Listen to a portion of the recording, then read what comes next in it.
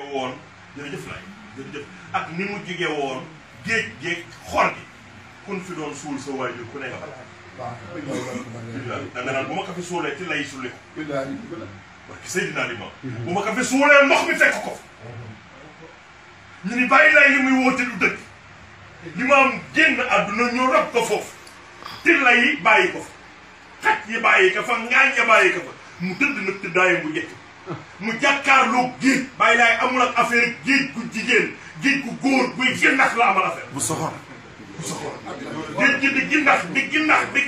ruu Limaamu dem na ba sàkk te fu mu jàkkaarloo kaa xam ni géej gi wàññeeku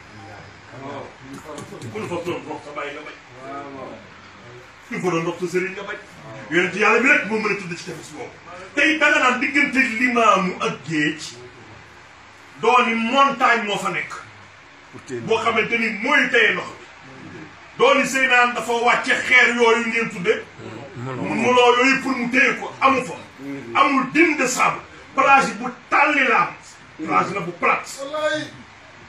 mu tàlli nii dara doxul ak moom dara doxul ci diggante Limaamu moment boobu nag waa adduna di contre Limaamu géej gi toj seeni kër